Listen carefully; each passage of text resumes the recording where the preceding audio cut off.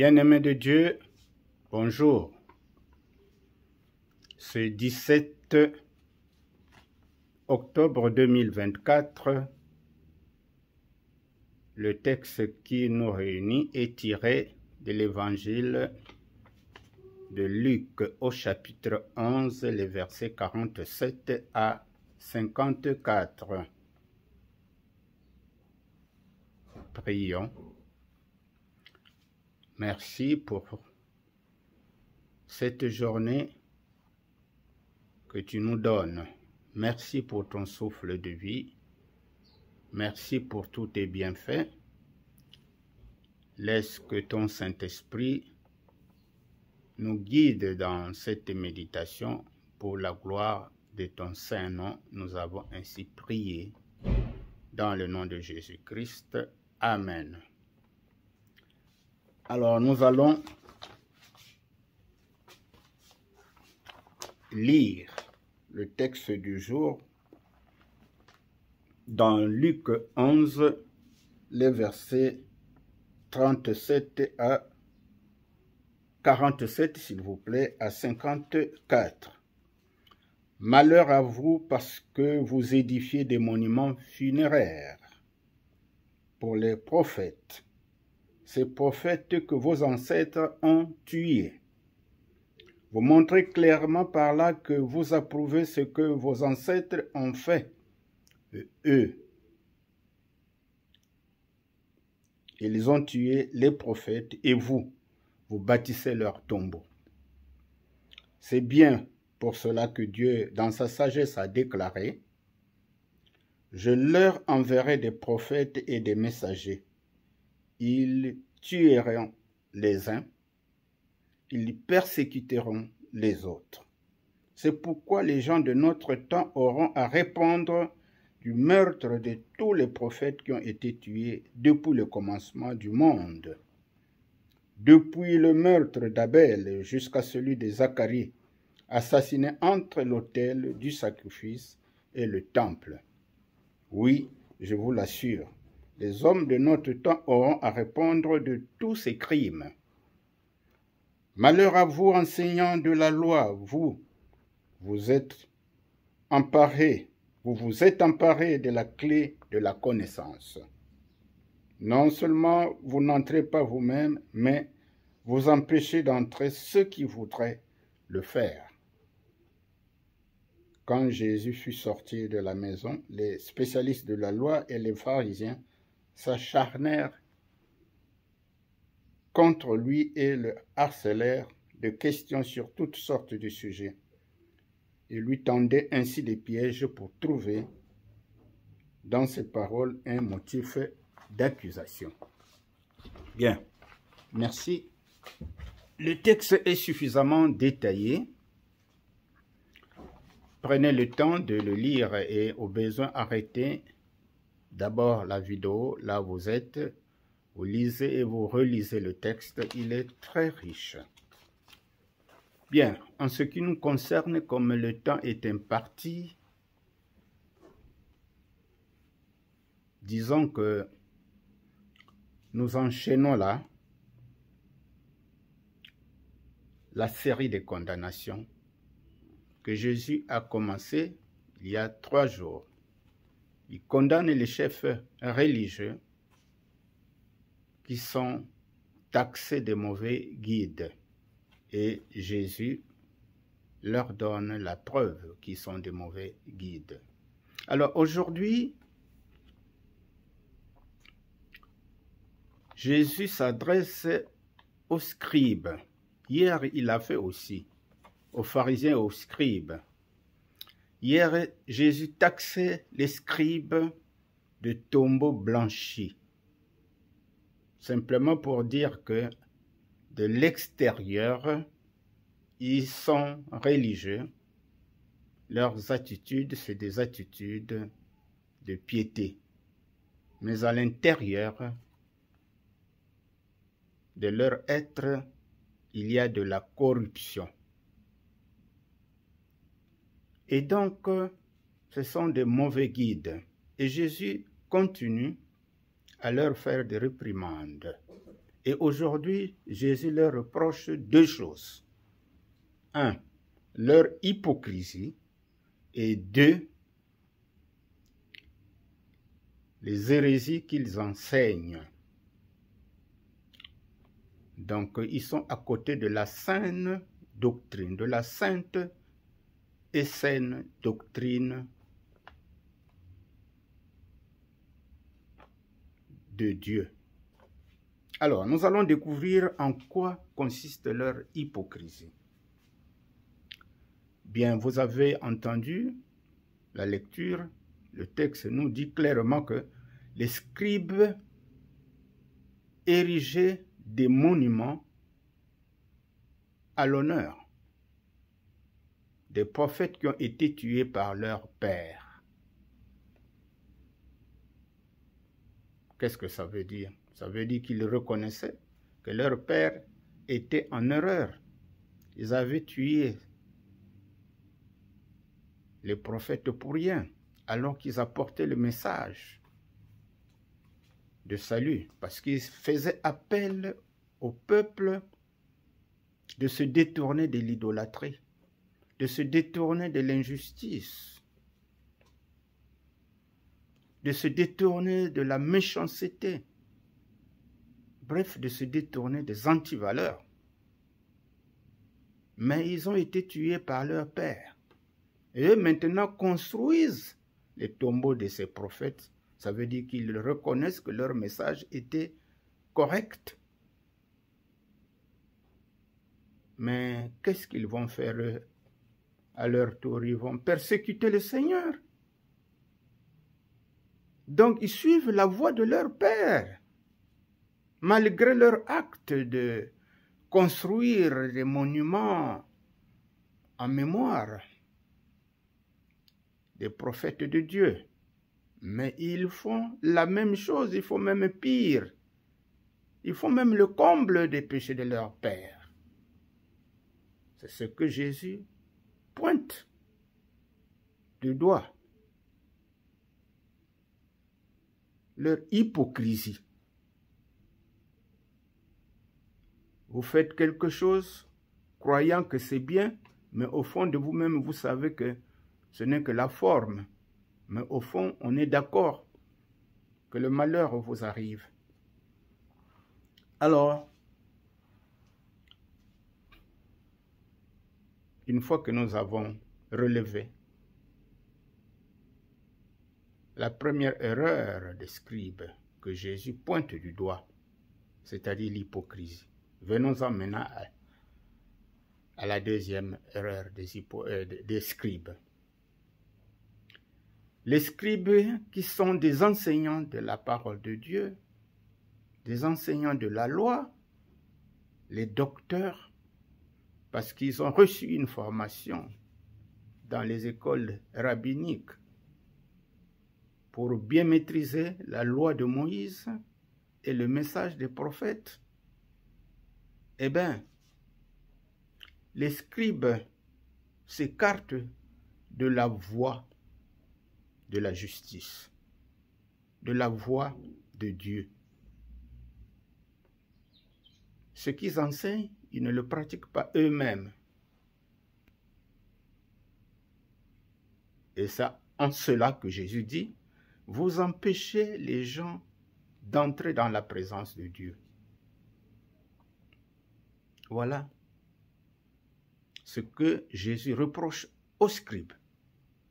Deuxième reproche. Vous empêchez les gens d'entrer dans la présence de Dieu. Mais vous-même aussi, vous vous empêchez d'entrer dans cette présence.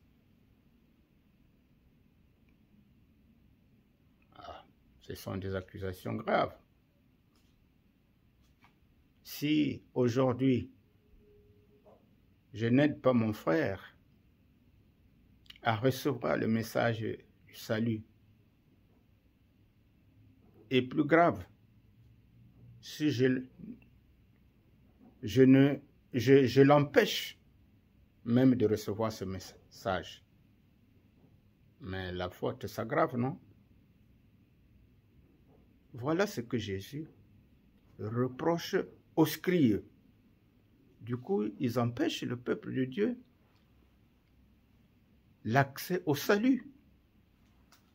Donc le salut du peuple de Dieu est compromis. Et ce n'est pas pour rien que dans les épîtres, vous verrez que les apôtres, et en particulier Paul et Pierre, et même Jean, vont beaucoup prêcher sur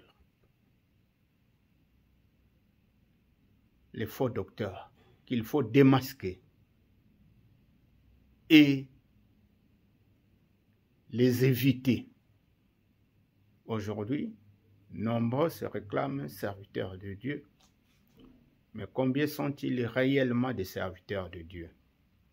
Seul Dieu le sait, mais attention, puisque nous sommes les amis de Dieu, mais il nous faut être versés dans les Écritures pour pouvoir les démasquer. Soyons comme les chrétiens de Bérée, qui, après la prédication de Paul et des autres apôtres, se retrouvaient pour vérifier si les enseignements qui leur étaient dispensés étaient conformes à la loi de Moïse et aux écrits des prophètes. Parce que les apôtres apportaient aux chrétiens la nouvelle dispensation. Ils prêchaient Jésus, Christ crucifié, mort, mais ressuscité. C'est Jésus qui leur a envoyé le Saint-Esprit qui nous guide aujourd'hui pour avoir la force et la puissance de la prédication, mais aussi pour être dirigé dans le chemin de Dieu. Et donc, les faux docteurs, les faux enseignants existent depuis que l'évangile est là, depuis que la parole de Dieu est prêchée. Parce que le diable n'est pas content quand les gens acceptent Jésus-Christ comme Seigneur et Sauveur. Il faut leur empêcher l'accès à Jésus. Mais que font les scribes quand ils persécutent Jésus? Ils empêchent le peuple d'écouter la bonne nouvelle du salut. Mais ils leur empêchent donc d'accéder au salut.